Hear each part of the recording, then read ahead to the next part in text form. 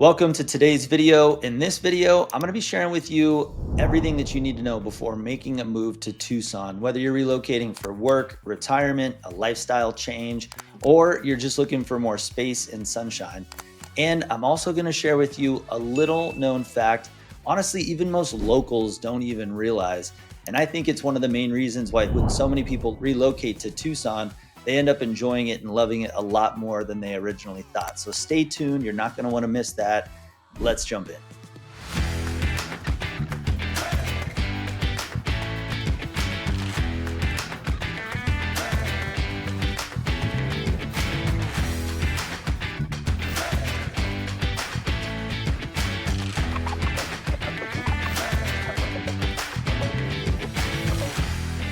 Hey, I'm Rich, and my family has lived in Tucson for over 150 years.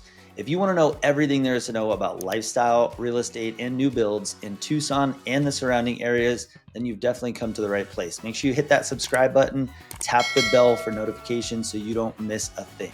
Now, if you don't know, I've worked professionally in the real estate industry here in Tucson for over 15 years, and I've helped thousands of people just like you buy or sell a home in Tucson. So whether you're looking to buy today or even a year from today, let's get connected. You can call, text, email, or even schedule a free Zoom consult. All my contact information is in the description below. I'll put it on screen right here. Take a screenshot or take a picture of it, and I look forward to connecting with you. All right, so first up, we're going to be covering different categories as they relate to relocation from other areas outside of Tucson. Could be from a different state, could be from a different country. We help a lot of people even relocate from different countries to Tucson. So we're getting a lot of influx of people moving in, and I'm kind of our team, myself, we're all on the front lines of finding out what people are considering when they're considering Tucson as one of the destinations, and ultimately why they decide on it. So up first, we're going to talk about housing costs and the market itself. Now, Tucson, if you do your research, is one of the most affordable metros near the West Coast. Now, prices have risen for sure since COVID, but to be honest with you, that's mostly the case everywhere. Like if you do some research nationally, you're going to find that prices have risen everywhere. It's definitely not just a Tucson problem. It is a nationwide problem. Affordability is something that is decreasing. Prices are on the rise. And a lot of that was spurred on as of COVID in 2020.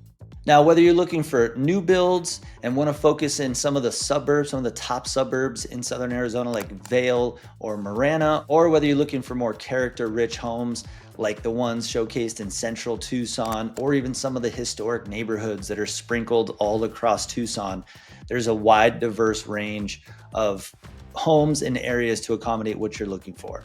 Now, with that also comes a wide range in prices. Now, average price points, if you're looking at average price points, it is much more affordable Tucson prices versus many of the metro centers, metro areas around the West Coast. So that is a huge bonus. And I think one of the main drivers why so many people flock to Tucson because of the diverse range of real estate and the price, the average price that you spend on a home here in comparison to what you get maybe somewhere else, being much higher and much less value. Now, the other key thing that I wanted to mention is property taxes. Property taxes, whether you're paying cash, whether you're financing, it does not matter. Property taxes is something you will not get away from. And property taxes here in Tucson are approximately 0.62% of the assessed value.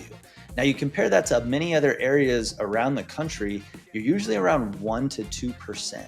So we're talking a significant monthly and yearly savings, depending on how you pay that, in your mortgage payment or even just property taxes if you end up paying cash. Another reason why I think a lot of people consider Tucson when they understand the property tax reduction in value there. So up next is climate, and this is a big one for people. It doesn't matter what side of the fence you're on. Tucson, no doubt, is a desert, and with a desert climate, it is hot. Now, we're going to talk a little bit about the peak season of when it's really, really hot. I'm a native. I've lived here my entire life. As I mentioned, my father's family has been here over 150 years. So to say I'm acclimated to the desert is very much an understatement. This is what I know best. It's really the only environment that I know. So I can give you all the tips and tricks and really give you a local's perspective on how to navigate that. And I do so when we help people relocate from areas that are different than the Sonoran Desert here that we're located in. We got about 280 days of sunshine. That is huge. If you're looking to feel really positive and optimistic, you got to get some sunshine in your life. I mean, seriously, if you're up in the Pacific Northwest and you're used to seeing 11 days, that's an exaggeration, but if you're used to seeing something less than 100 days of sun, then come out here and get some sunshine. I think that's one of the reasons that the vibe is very different out here. There is so much sunshine. It's very active outdoors. And to be honest with you, that vitamin D that your body is collecting from the sun, I mean, hands down, it makes a difference, especially if you've experienced less than 100 days of sun on a year-over-year basis. So 280 days of sun, you get a lot of sunshine. And I know that is one of the main reasons people consider Tucson as a destination that they're interested in. Now, speaking of heat, let's talk a little bit about summer, because I'm 35 years old, 36 years old. Man, you kind of lose track after a while. What am I, 1989? I'm 36 years old, and I've gone through a lot of summers here at different phases in my life. And I would say overall, in general, I have learned to appreciate Tucson more and more as I've gotten older. I'm in a season of kids right now, so summers can be difficult. The peak summer months, I'm talking like June, July, August, September. Those 4 months, that's where you're going to get predominantly triple digits. That's where it is going to feel like a bit of a magnifying glass effect, where you're under a magnifying glass. And you're really, in order to spend some time outdoors in direct sunlight, you're going to want to be by water. Or if you're going to be outside, you're going to want to be under some sort of cover.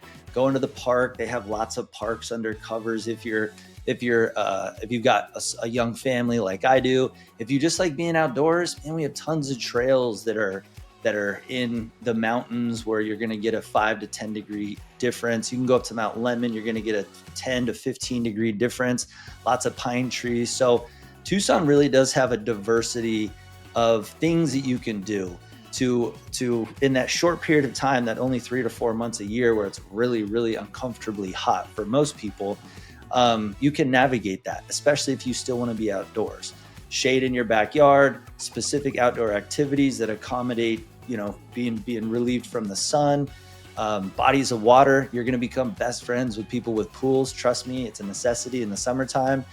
And, it makes it fun. Summer is a vibe out here in Tucson. So we're all kind of out here enjoying the summer lifestyle together, getting wet, enjoying drinks, talking about how nice it is when the cooler weather comes at night. And there is a lot to explore that you can still do even in the peak summer months. Another thing that I wanted to add on here is we have what's called monsoons. Now, for those of you that might not be familiar, a monsoon is like a torrential rainstorm, and they happen usually in the months of July and August. And every year it's a little bit different. Some years are a lot more intense with the monsoon storms. Some of them not so much. But the monsoon storms here in Tucson, you grow to kind of appreciate them in the desert, because anytime there's water coming to a place that there isn't a whole lot of, that is something that, Tucsonans, once you've lived here long enough, you get excited about. So rainy season, monsoon season is something that we all as locals celebrate, and it's a lot of fun. Now, there are a couple things that come with monsoon seasons. Believe it or not, we get a lot of flooding. Not a lot, but flooding does happen year over year.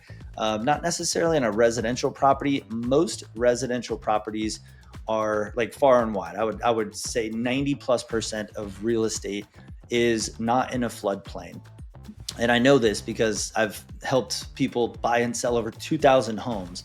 And it's rare. It's rare that we deal with flooding. It does happen, but it's a very, very small percentage of residential homes that are impacted by flooding. Most of the time, it's street intersections. It's cars driving through on really, really, really rainy days, driving through puddles and getting stuck because they didn't realize it was so deep. So we get those torrential monsoons. But man, one of the most incredible things about monsoons is if you are hiking or if you have a home with an incredible view, you get to see these huge clouds kind of roll in over the Tucson Valley and through the mountains. And it's one of the most spectacular and beautiful things that happens in the desert, because the desert comes alive. There's that little extra hint of green comes out as the monsoons roll in, and against that dirt background, a dirt layer that we have, the desert ground, that green just pops and it just looks like the whole desert comes alive. So it's extremely beautiful. We get lots of waterfalls and hiking trails around here that have some incredible swimming spots and swimming holes and waterfalls that you can check out. So there's just a lot of fun things that you can do in the summer months, with the monsoon seasons being part of that as well. One of the things that I wanted to mention as well as part of that is there are, depending on the intensity of the monsoon season, that does bring out the bugs. So just be aware, mosquitoes, flies, cicadas, we get all of those same bugs. And depending on how intense that monsoon season is, in my opinion, it definitely plays a factor in how many bugs there are. During the peak of monsoon season, mosquitoes are usually at their worst. I've traveled to many places. I would say it's no worse than anywhere else with mosquitoes. It's not any less than anywhere else with mosquitoes. Mosquitoes are kind of annoying for everybody. So I would say that's kind of the worst part of it. But overall, it is a very dry heat, which people really appreciate. Year over year, I mean, there is the majority of the year that is a very dry heat with very low humidity. So even though it is 99 degrees or 105 degrees, it feels significantly more manageable than, say, 90 degrees with 80% humidity. I mean, there is a noticeable difference in the comfort level of being outside. So because of that, the climate is a huge reason why people fall in love with Tucson, and there's a couple things you want to consider along with that. So next up, we're going to talk about school districts. Now, this may apply to you, it might not, but I will tell you this: if you're looking at buying a house in Tucson and considering a house in Tucson, since I have an extensive background as a real estate appraiser, my brain's always thinking resale value for the people that hire us, because I know at some point they're going to sell their house. Statistically, that's about 5 to 7 years. And when they want to sell their house, that's not the time to have conversations about resale value. The time to have conversations about resale value is before you buy the house. And honestly, school district is something to consider. So where your home is located, even though you might not have kids, and school district to you might not be important, it is a factor as it applies to the next buyer, the next pool of buyers. So let's talk a little bit about school district. There are some top public school districts, including Vail, Catalina Foothills, and Tanque Verde. Do your own research, but those are generally regarded. I mean, Vail School District, for instance, is regarded and ranked among the top school districts in the entire state year over year. So there's definitely an advantage to being in a market where we do have so many people fixated on school district. And from a resale value, whether you have kids and whether that's really a factor for you right now in your season of life or not, if you plan on selling your house at any point in the future, then it is something that I believe is part of the conversation that we should have ahead of time rather than when you're ready to sell your house. Now, there are several highly rated charter schools, including Basis, Lehman Academy, and the Sonoran Science Academy. In addition to that, there's several magnets and private school options kind of sprinkled throughout the city for you to consider as well. Next, let's talk about healthcare. Something that we all have to, no matter what season of life you're in, you want to make sure that you've got good access to healthcare and hospitals. The major hospitals are Banner University Medical Center, Tucson Medical Center, or TMC, Northwest Medical Center, and then we have VA facilities as well, pretty close to Central Tucson. High quality medical care, the easy access and abundance of high quality medical care sprinkled all around Tucson makes it a big attraction for retirees and military families. Next, we're going to talk about employment and the economy, the local economy here in Tucson. There are several main employers here in Tucson that, they represent tens of thousands of jobs here in Tucson. Those are Raytheon, Davis-Monthan Air Force Base, Amazon, the University of Arizona, and the Tucson Unified School District, as well as other public school districts around Tucson. Now, thanks to COVID, which shifted a lot of things for all of us personally, but specifically for professionals like myself in real estate, we noticed a huge shift in the ability for people to work remote from anywhere in the country. And because of that, we've seen so much relocation from people who end up keeping their jobs, say in California, and end up relocating to Tucson as a place where cost of living is so significantly less, so much significantly reduced from what you would pay in California, while still keeping their job in California and working remote.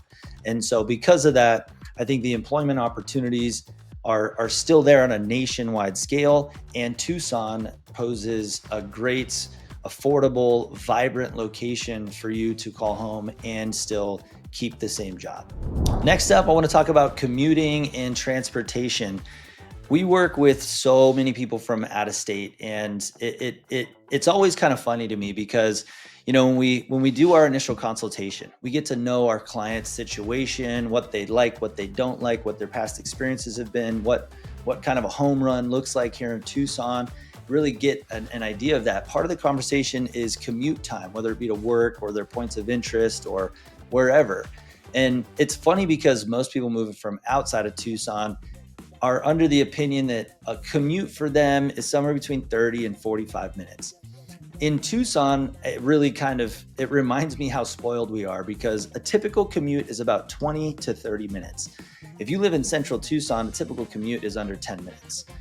We've lived in central Tucson. I've lived all over the city, from northwest to south to downtown to east to central, you name it. And the commute times, really, like, the joke that I always tell people is like, if I have to drive more than 30 minutes, then I'm asking myself, is that really worth it? Because that's just where the standard is for commute times. It's very convenient overall to get pretty much anywhere in Tucson.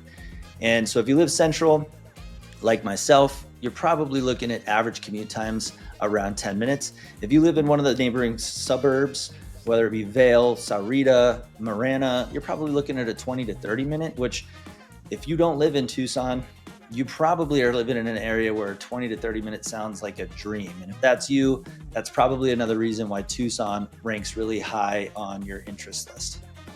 Now, we do have public transportation, buses. We also have a Sunlink streetcar that connects downtown to the University of Arizona and an area called the Mercado, which is a really up and coming outdoor patio-centric area, coffee shops, Mexican bakeries, restaurants. So it's really fun and vibrant, kind of connects all of those three outdoor shopping, retail, dining places, the epicenters here in Tucson. And you don't have to walk from each one. You can jump on a streetcar and kind of navigate through. So really some of the main points of interest are all connected by a streetcar that you can take, and it's fun. It's a fun little experience to be able to be out and about and jump on a streetcar and just tool around from location to location. A little bit easier than having to find parking. The other thing, and I think this is a lesser known thing. For those of you watching who are cyclists, you probably already know. The Loop, as they call it here in Tucson, is about 130 plus miles of paved, dedicated bike paths all through the city. And it's incredible. It is very, very extensive. I have put down a ton of miles running on the Loop, training for both marathons that I've done, early morning runs, late at night. I mean, that is like a super highway for foot traffic and bike traffic. And because of that, oftentimes we get people who are avid bikers, and because it's kind of a super highway for bikes, you can pretty much traverse the entire city on bike, whether you live clear across town from where you need to work. I mean, it could be a 30 to 40 minute bike ride. And if you're into that, we've got several people that end up doing that. In the summer months, as we've mentioned, that's going to be a bit of a sweaty one. You might have to leave a little bit earlier before the sun starts to hit you in the summer months. Otherwise, you're going to walk into work looking like, you just got drenched with rain. But for those of you who enjoy cycling, and that seems like a cool way to commute, that is such a unique thing that Tucson has. So the Loop, check that out. That is definitely another reason why so many people fall in love with Tucson from a commuting standpoint. All right, now we're going to get into some big ones. Next, we're going to talk about outdoor lifestyle. Now, if you currently live somewhere where it is very outdoor centric, then I think you understand the vibe and the culture. But if you're not, like many of the people we work with from out of state, don't necessarily understand how much that outdoor lifestyle is really top of mind for everyone. We have 5 mountain ranges that surround Tucson. There is almost nowhere in the city that you can't see 2, maybe 3 mountain ranges. And these aren't hills. These are big mountains. Like one of the largest, the Santa Catalina Mountains, about 8,000, 9,000 feet in the air. And there are many shopping centers that, even today, I'm a local native, lived here my whole life. And every once in a while, I'm coming out of Costco on the east side, walking to my car, and the Catalina Mountains are right there in front of me. I'm like, holy smokes, just stop there for a second. Like, wow, this is one of the most incredible views of a mountain I've ever seen. And that is an experience that you get at so many different locations in Tucson. Honestly, if you go into Oro Valley, so many of their shopping centers in Oro Valley are one of the most scenic walks you'll ever experience is from exiting Target to your car. Like, no joke. If you live in Oro Valley, you know what I'm talking about. It's absolutely beautiful. So tons of mountain ranges. We've got 2 Saguaro National Parks, which are packed full of hundreds of hiking, biking trails, camping.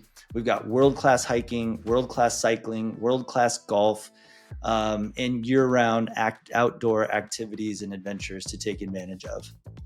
Whether you're a runner, a climber, a mountain biker, anyone who loves outdoors, bird watcher, it does not matter. The desert and even in the summer months, if you were to just look at the months outside of summer, that 7 to 8 months, absolutely incredible to be outdoors, very, very comfortable weather, and so much to explore. All right, so now we're going to talk a little bit about what's from my real estate perspective. I know this really well. We're going to talk about neighborhood variety. Now, whether you're looking for luxury and views, you want to focus in Catalina Foothills, Dove Mountain, Oro Valley, or whether you're looking for really eco-conscious, unique, bespoke subdivisions with an emphasis on energy efficiency and eco-friendliness, like Savannah out east, you've got so much to choose from. We talked about top-rated school districts. They're sprinkled all over the Tucson area and some of the major suburbs around it. If you're looking for historic and walkable areas, it doesn't get much better than Sam Hughes, one of the most historic neighborhoods right smack dab in the middle of the city. I've made a video on many of these neighborhoods, so check the list of homes or check the list of videos that I've created, because you've got hours and hours of stuff that you can watch and consume to learn more. But Sam Hughes, one of the most walkable and historic neighborhoods in all of Tucson. I'm partial because I live in Sam Hughes. My wife and I love living in Sam Hughes, but Sam Hughes is a good one. You've got Jefferson Park. You've got Armory Park downtown. You've got the Barrio neighborhoods, which are some of the old neighborhoods that surround the downtown area. So much to explore, and tons of things to walk to, like restaurants, live entertainment, sporting events. The University of Arizona has got incredible baseball, football, basketball, swim meets, track meets. You've got so much downtown. We have the minor league hockey team, the Arizona Roadrunners. So if you like hockey, you can check that out. Just so much to do if you're looking for walkability in central Tucson. And then you've got the suburban areas. You've got some very well-established neighborhoods out in the suburban areas. You also have a lot of new construction going on in the suburban areas. So you can pick up a brand new built home with 10-year structural warranties on all appliances. You get to pick your finishes, your view, your lot.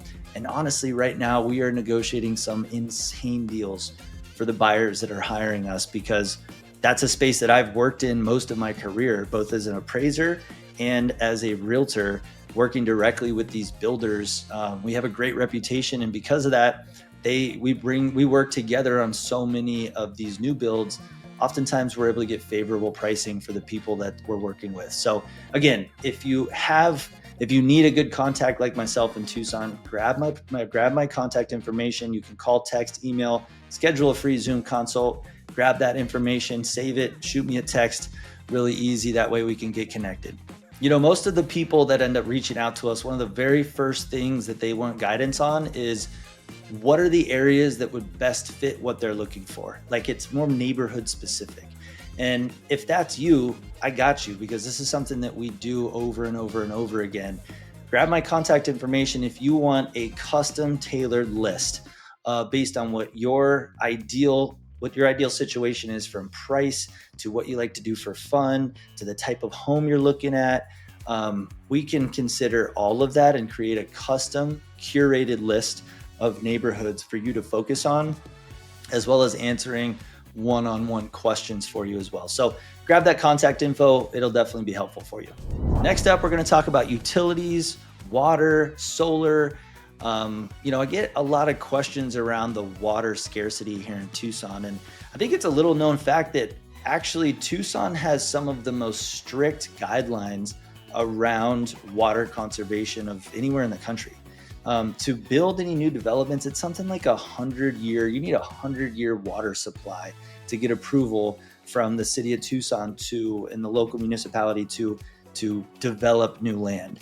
And so that's one of the most strict regulations in the country in terms of water conservation from what I understand. So if you're concerned about water, they've got several different plentiful water sources supplying water to Tucson. We've got local utility providers like Tucson Electric Power, Trico Power, Southwest Gas. Actually, many of our new builds come solar ready. So if you're someone who wants to really dive into eco-friendly living, put some solar panels on, most of the new builds now have a ready plug and play solar setup. So it's really easy to hire the people to install solar, purchase it, and they can tap right into that existing setup for solar. All right, so now you want to know the secret that most locals don't even realize? Here it is. Tucson is the first UNESCO City of Gastronomy in the United States. Now, if you don't know what that means and you have to Google it, that's okay. I already did that. UNESCO is the United Nations Educational, Scientific, and Cultural Organization. Got it out, and I'm literally reading it from Google right now. They voted Tucson the City of Gastronomy. Gastronomy is essentially the epicenter for anyone who loves food and dining and cuisine. And I think that as a local, as a native, I've known this for several years, but the first time I heard it, it wasn't that long ago. I'm 36 now. I was probably in my late 20s. So I had lived most of my life up to that point, even today, not knowing that. But again, I think it's something that you kind of get spoiled by the things that you're used to.